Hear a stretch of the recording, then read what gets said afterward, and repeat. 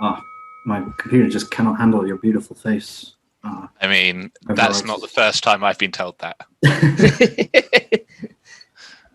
How have you been doing, Gideon, in Um, this crazy, crazy period of time that we're living in? it's been with its fair share of challenges, I should say. Being bound to a single house while working and not being able to wrestle and everything else, it's fun. But you just keep on getting on. Trying to do some home workouts, get myself in better shape because physically demanding sport and all that. But it's going slowly. So is my sanity. But there we go. When is your estimate for when things will start to, I hate to use the term, get back to normal? But when do you think we'll see wrestling start bouncing back? I'm telling myself never.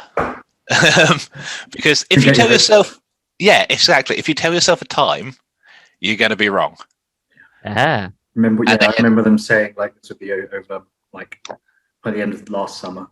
Yeah, like, oh yeah, we'll definitely have shows back in January. Oh yeah, we'll definitely have shows back last April. Like this is the new normal now. Yeah. And until such a time that it stops, then I think like live shows, especially with audiences, it's going to be difficult. Like you see all the WWE stuff now, and even they've had to admit that it's a bit more serious than they thought at first.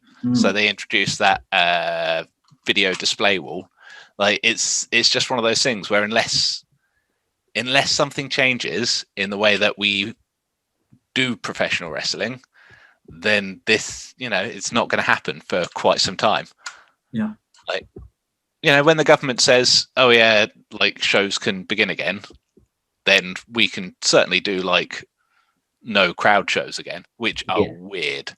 But up until that point, I'm not putting a timeline on anything, because if you do, you build your hopes up, and then when that doesn't happen, you just get back into that super funk, which is never good. Yeah. Wise man. What was I going to say? Speaking of no audience shows, how have you found the transition to that? I can't imagine how weird it must feel. So I always so my view on wrestling. I'm going to go off in espouse philosophy here for a moment. Nice. But I've always felt like you work best when you're working with the crowd that are watching you. Like you can do shows for the local audience, you can do shows for on demand, you can do shows for like a wider audience, but I've always found it best when you have that playoff and interaction with the crowd that are there physically watching you. You can judge their feedback immediately. It's like in the palm of your hand. You can tell when they're into something, you tell when they're not into something, and you can change what you're doing accordingly. And in terms of it going from having that instant feedback to then having none of that feedback whatsoever, it's a bit jarring at first. Like I don't think I've gotten fully used to it yet, and I'd love more opportunities to get used to it. But it's something that if you're one of the people that, and this isn't a bad thing, but if you're one of those people that go out and do your thing and you have your match regardless of where in the card you are or what you're doing, like what crowd is watching, you just go out there and you steal the show every night, that's your thing, and that's what people expect from you, then sure, you go out and you do what you were going to do anyway.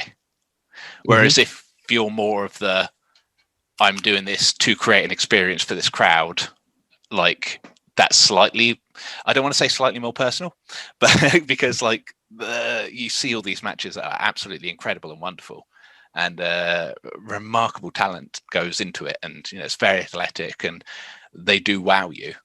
But when you're trying to create a more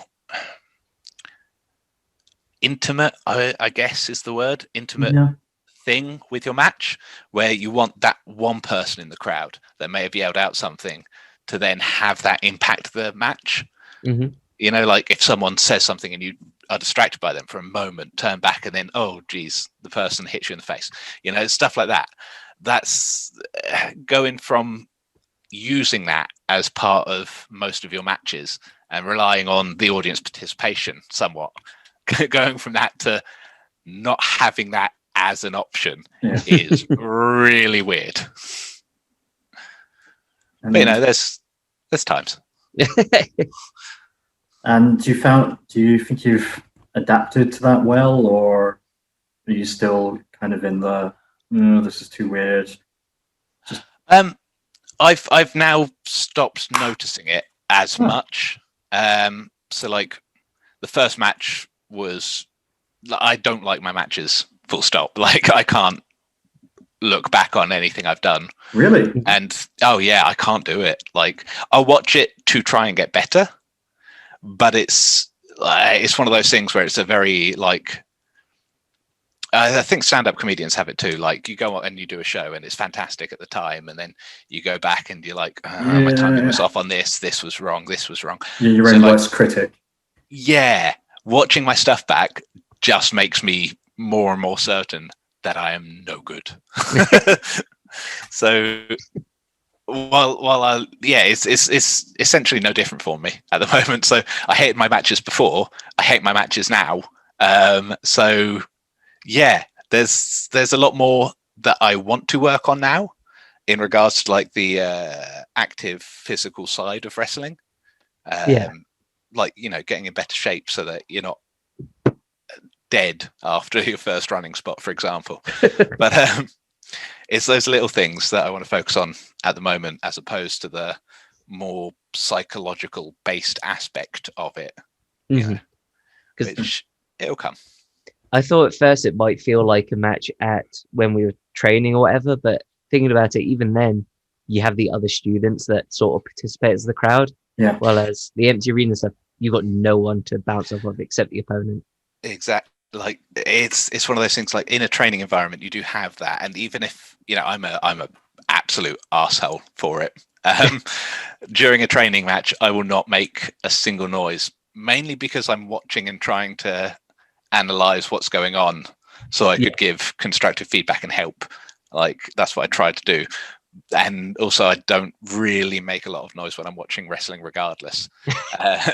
But you do have that like inadvertent gasps when something's particularly well done during a training match, for example. Yeah. Whereas in these empty arena shows, you can think, oh, I think this particular thing I did came off very well. You have no clue. Like no instant feedback. Yeah. And like you have no idea, like, oh man, I just hit this thing and that was the sickest thing I've ever done in my life. Like it must have looked amazing. Oh my God. You wait until it comes on demand and you're like, yeah, no, that wasn't good at all. No. Yeah, you can watch the Twitch chat, I guess. Yeah, like that's the Twitch chat and the like internet reviews of what you've done are basically what you have to go off now. Oh, fun. They are harsh critics. So like I don't think they're particularly harsh critics. I don't think what they're criticizing a lot of the time is what you normally want to be criticized. Like that sounds weird. Example. Okay, example. So the star ratings.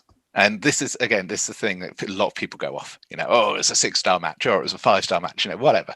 I've never had a match that's been higher than 3 stars. So, but, it's I kill myself daily based on this inside. I die a little and like, I'm terrible.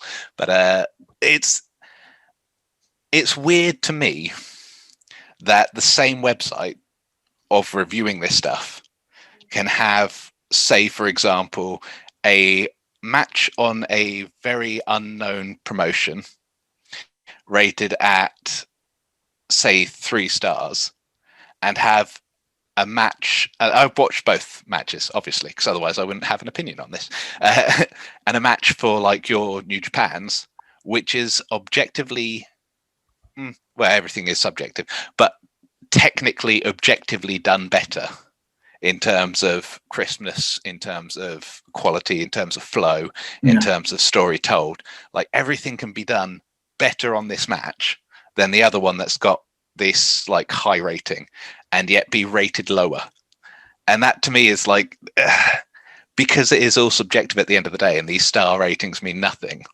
Like reading into these wrestling reviews is like, how much can you like judge your own performance based on this? As you were saying that, I've gone on to Cage Match to try to see if your match at Global was reviewed. Oh dear. Was it? No, I can only find reviews of a whole show, and the only match that has a review is the Ishii Keith Lee. Oh, what a match that was! Yeah. I was kind of hoping that I could see the scores for your match, but it's not there. Well, weird thing about that. Obviously, everyone, people share a dressing room. People have their own dressing rooms. All of this, Yeah. but I was pulling out some certain items to use in my match. Yep. Balloon filled with talcum powder, air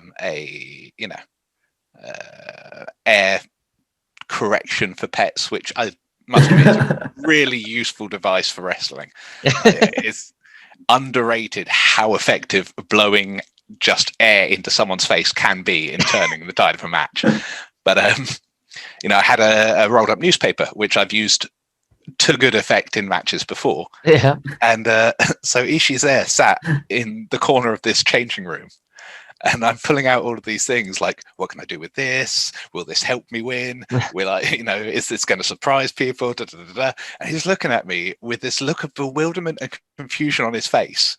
And so I just thought, you know what? You only get one chance. So I went over to him with my rolled up newspaper, which, by the way, if you are using a rolled up newspaper as a weapon, bit of tape on it holds it all in place.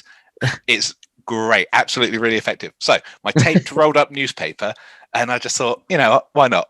And offered it to him and said, why, maybe you use this in a match. And he looked at me. And from that point on, I don't think he spoke again that day to me. But it was, it could have worked. Yeah.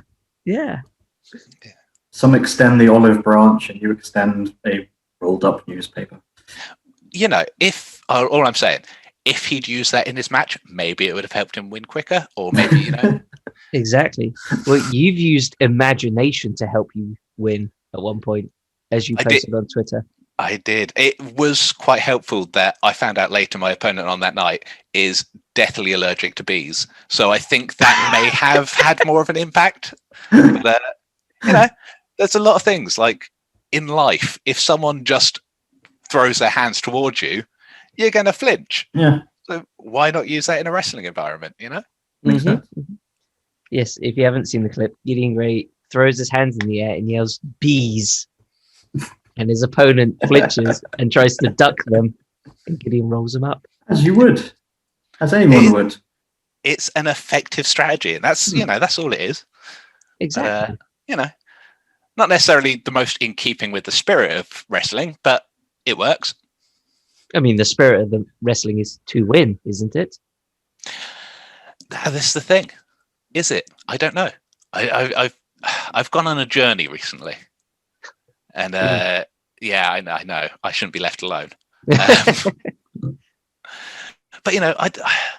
I think the real magic of wrestling is the friends we make along the way. I don't know if you're joking or not. I don't know if I'm joking or not either. That's the worrying thing. That is probably the thing I miss most about lockdown is the wrestling, like the environment before shows. The banter. Yeah, like the camaraderie and all that. When we get to a York Hall and it's like 7 a.m, whatever it is, and then by lunchtime everyone's just chilling out and laughing. Well, you got to laugh, otherwise just the stress would end you. But it's good. Definitely York Hall. But it's a weird thing because wrestling is that juxtaposition between a competitive sport and a collaborative, artistic pheasantry, like pretentious douche speaking out of his ass, like that kind of thing. Perfect description. Thank you. It's part of both. And that's where the weirdness lies in, because like you can be super happy that one of your compatriots gets, this big opportunity and this and that, while at the same time also being incredibly like frustrated that that's happening. Yes. Because you work so hard and you put your all into it, and like you train with people all the time, and everyone just wants to get better, and then having someone else's efforts acknowledged while yours don't necessarily get acknowledged, it can be so frustrating, demotivating. Yeah, in a way, yeah. But that's part of what it happens. Like, I think the best thing that could happen to anyone in wrestling is to be shelved for 6 months. Yes. Yeah, you've been there. You're talking about cooperative storytelling in wrestling. I was speaking to someone and they were saying, like, it doesn't matter who wins or loses. And I was kind of like, it kind of does. It kind of does, yeah. Yeah. And like, it's not competitive in terms, like, pro wrestling is competitive because you want to win, but also in another way, even if you're not winning, you have this competitiveness in that you want to be the best person on the show so that you get noticed. So there always is a competitive element to this sport where things are quote unquote determined. And I think that's so bizarre. As I was explaining this to this person, I just sort of went blank in my face and just went, pro wrestling's so weird and so juxtaposed. Yeah, it really is. Like, no other sport, and I'm using it is a sport. It is. Like, you have to physically be capable of doing everything. You have to physically be ready. You have to be mentally ready. Like, in terms of sports, you've got your I've been on a big Hayaku. I can't remember the name of the anime, but it's amazing. Volleyball anime. Oh yes, so good. Been on a big kick of watching this. But did you say volleyball? Yes. Anime? Yes, it is so good. I'll look up the name while I'm talking. But sports animes are like big. They're incredible. Yeah, like, basketball ones. Yeah, they will get. There's not more wrestling ones. I know there's a couple. Yeah. Oh God, what's the name of it? There was a Tiger Mask one a couple of years ago, which the Wrestle Kingdom match to promote. What am I thinking? I'm thinking of Muscle something. Oh, I know which one you're thinking of. The one with the dude with the weird round head and the Kinnaman? Could be. Yeah, never mind. Kid Muscle or something in the US it was. This volleyball anime. Haikyuu with 2 exclamation marks afterwards. Fantastic. Absolutely fantastic.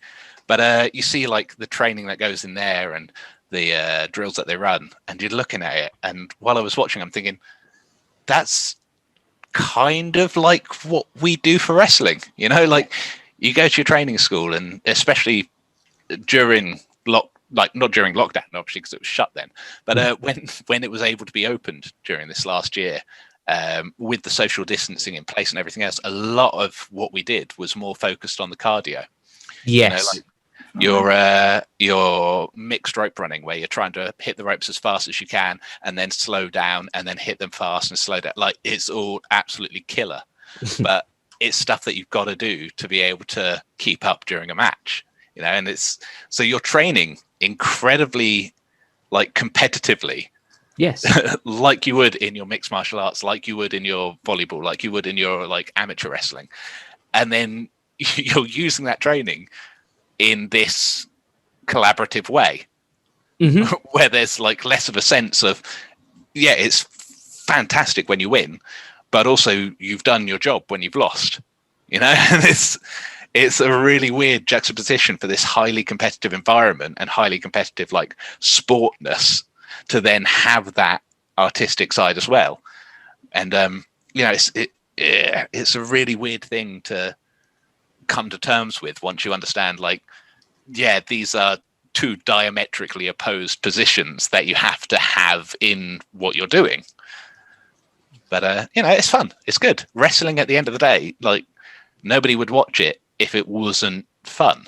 Yes. Yeah. And I think it's really hard to explain to non-fans that aspect of it. I think, yeah.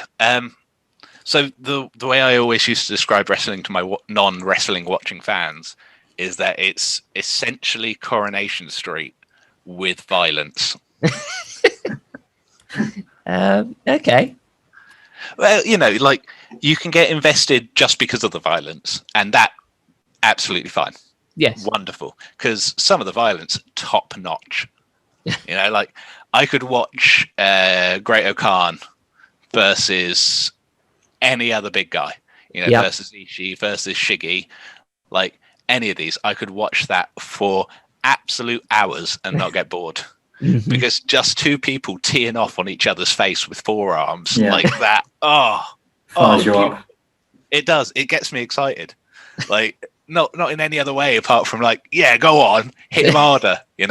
Like there's something wonderful about that, and it's a cathartic feeling because there's a lot of people I would like to hit, but you can't. So just seeing these and just back and forth, wonderful stuff. Like really get into it. And so if you're just in pro wrestling for the violence and the spectacle and the amazing athletic moves that people do nowadays, that's absolutely fine. That's one side of it that you can just watch and enjoy, and it's great. But there's also that other side to it of like the pathos, the story driven, like is this guy that I've been watching for all this time, who's been screwed over again and again and again, who's been kept down, never given an opportunity, and he's just trying to be the best. Like, is this guy gonna make the most of this one opportunity he has? Is he going to be able to overcome all these obstacles in his way? Is he going to be able to beat the one guy that he needs to at the one time in order to make himself famous? Is he going to become the next big thing? Is he going to like take over the world? Like, is this going to happen, or am I going to watch this and be heartbroken? I think that's the thing that makes New Japan stand out, is every match is like a different style. It is like, and I love me some New Japan. Like, just you can watch it, and even when you have like two junior matches on the card, they're not going to be the same. No, God no. Like there's such a vast array of talent there who are not homogenized, who are given the freedom to work in the style that works for them. Mm-hmm. And that to me is just like, that's perfect wrestling, Yeah. know? And the setup, for example, of feuds and stories and everything else, it's beautiful to see, because you can watch anything and draw from it. Like wrestling, again, this is the only thing where, like, how to say, like football. I've never got football because it's just these teams are playing these teams. Sure, you can have rivalries, but by and large, it's just they're all trying to win the Premiership or trying to win whatever division they're in. Yep. And it doesn't really matter who they're playing. Like, some may be tougher, some may be easier, but by and large, you're going to see the same people in the same positions pretty much year in, year out. Mm-hmm. But with wrestling, you can like go as shallow in your analysis of it or as deep as your analysis of it as you want. And that's so cool. Like, there was an article I read recently from little plug, voicesofwrestling.com. All right. Okay. And someone on there had written, Tokyo Pimp. Oh, yeah. Yeah. I'm not even going to try to pronounce his name because I'm... Yujiro Takahashi. Thank you. Yujiro Takahashi. Just his run in the G1. Mm-hmm. And the little things that happened during it. There's so many tiny things that this wrestling fan, analyst, writer, reporter, journalist, whatever word you'd use for them, went in and like explained why they were like, by the end of it, rooting for this guy. Oh yeah. You know? Like, he's a sleazy he's not great at what he does, but the fact that he's not good necessarily at what he does, he is good. Let's not get that wrong. He's very good, but he's seen as not on the same standard as everyone else on those shows, and that mere fact alone is used to like actually add a bit of interest to him, because he's just your everyday guy, you know, like could this everyday guy eventually, by just really wanting it to happen and training his arse off and trying and trying and trying, would he finally be able to get one win during the G1? You know, that's just a great little story and experience in itself. Like, I love it. Absolutely love wrestling for it. In the G1, like, it's not like the tournament has its own story, but like every wrestler in it has their own individual story as well. Yeah, and that's what I think like every wrestling should be. I think that's what Andy's wanting to do with the contender shows. Yeah, I would be very interested in watching these so I when he first did the contender shows, so we'll go back for a minute. Like, I got on Rev Pro shows in a weird way because I am not the most athletic person in the world. I'm sure you've noticed. I know, it's crazy. Like, I don't necessarily have the physique of one would expect of a wrestler. Shock. This was even more true when I started wrestling. And I was uncoordinated. I was awful. Everything I tried, I failed. But I could talk, and that was my one thing. And, you know, I went in to train with Rev Pro, and I think Quilden told me at one point, like, he saw nothing in me at all. Really? Absolutely nothing. Oh, yeah. And, you know, I can't blame him on that because, you know, I'm not athletic. But so I just kept trying my hardest and my hardest and my hardest. And the person that started training at the same time as me, James Castle, great friend, great wrestler, like really awesome dude. Fantastic. Yeah, more athletic than me, better looking than me, basically everything they wanted. And I managed to get on like the quote unquote main Rev Pro shows first, purely because when they told me, like, someone comes to you and says, we think this would suit you, this type of thing would suit you. I just went, okay, ran with it, worked with it, did my best to create this character with it, and was like, after the 4 weeks, was put on a show with it. When that happened. Well, you know, maybe not like that quick, but as soon as that started, it was from there 2 main shows, and then being this fully formed thing on main shows. Like, I'd never done wrestling shows outside of Rev Pro, so going into like their main shows as a fully fledged character and all this stuff was very weird. And when they started the contenders, there's that moment of joy for everyone involved, where it's like, this is a great opportunity because you get to see people watch you develop. You get to see people watch you grow. You make those connections with people that will pay off when you finally step away from this role.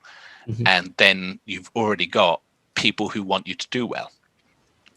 And seeing that was awesome, but at the same time, so frustrating. So like the current crop of contenders, you know, your Kenneth Halfpenny, your Sean Jackson, like, they're so in such a good place to have these opportunities of making people care. And that, I think, especially at the start of your, like, inverted commas career in the UK scene, is such a good thing.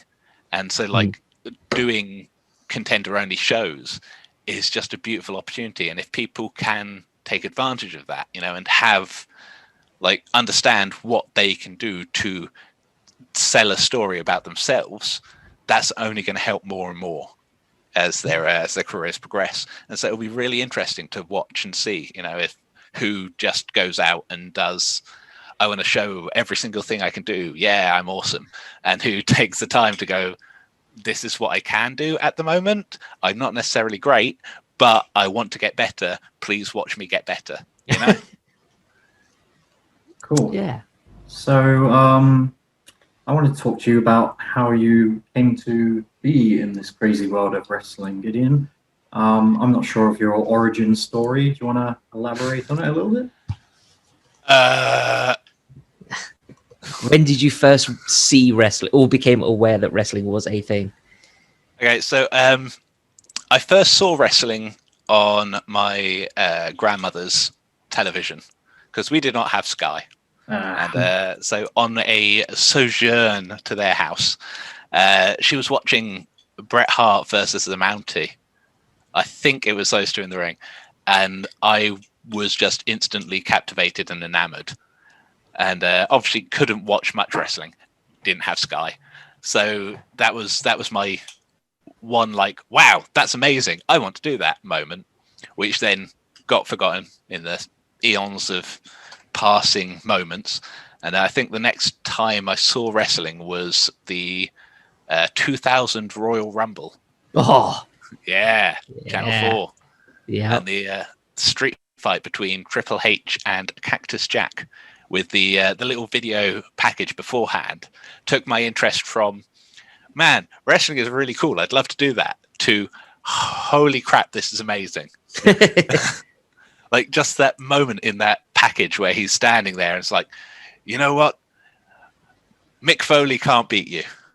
I can't beat you. I know that. But I think I know someone who does. The rip off of the shirt, the reveal of the Cactus Jack thing, the terror in his opponent's eyes. Like at that point, it's like, I have no idea what just happened because I've watched none of this, but this is incredible. I want to watch this more. You know, that moment had me hooked. And yeah, since then, I didn't know that British wrestling existed. Mhm. Had no idea. I'd actually been to see a British wrestling show once at the BIC, which had the former, it was either Typhoon or Earthquake on. wow. Okay. Yeah.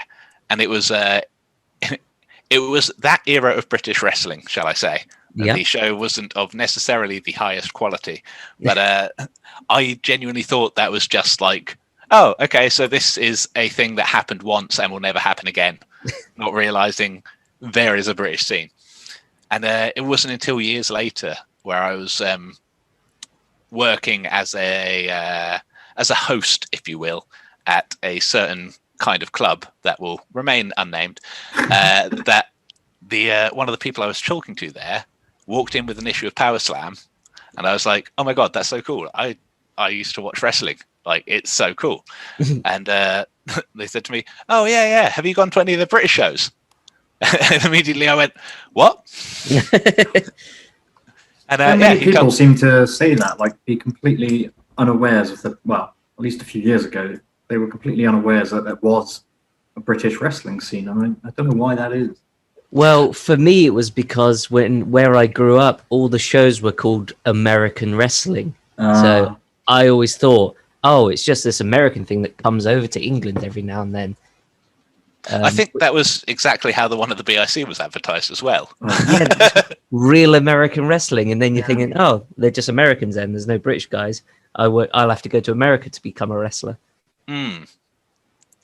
And you know, that's one of the things. Like, it's never been advertised well, British wrestling, shall we say? No, Like definitely. on a local level, great advertisement, you know, but on a public consciousness level, it's never been a thing. No. And so, yeah, being told about that was weird. And the same guy said that there was a show happening in my hometown that weekend. I was like, oh, okay. And he was Convenient. like, yeah, he said, I know the guy. Do you want me to like try and arrange for you to help out with the ring? Oh, I know. It was so cool. It blew my little mind. yeah. I was also older than I should have been at the time, so it shouldn't have blown my mind. But I went along and helped with the ring, you know, trying my best to figure out how it was put up, put down, doing what I was told, carrying in heavy things. And again, at the time, complete weed, so was more difficult than it should have been. And then I made the mistake on that show of going around the front and paying for a ticket to watch. And the person that I was helping, the promoter of that show, chewed me out afterwards for paying for a ticket after helping them.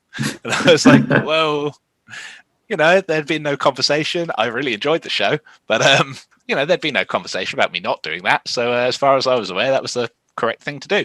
Yeah. Anyway, so helped them take it down. They mentioned that there was a seminar happening with one of the people on the show. So I went down to Weymouth for that. Came back the first day, my nose completely just erupted on the train ride back, bleeding everywhere. It was great. Whoa. Like, oh yeah. So the ring that was used was not the softest, shall we say? Mhm. And the amount of bumps that I was taking was, for a first time ever in wrestling thing, I took a fair few bumps, and that just like sent my body in shock. My nose bled. It was the whole thing. God. Next day, woke up sore as hell. Immediately got back on the train for the next day of the seminar. Did that. It was great. And then that all led me around to finding RevPro, and then I've not really ever looked back, which is weird. But so that was my little journey into it, and it wouldn't have happened if I wasn't working at a club. So that's weird. Right, okay, we're gonna have to take a pee break because I'm too cheap to upgrade to the pro version of this program. So we'll just meet back in 2 minutes. No worries, Cool. no worries. Cool.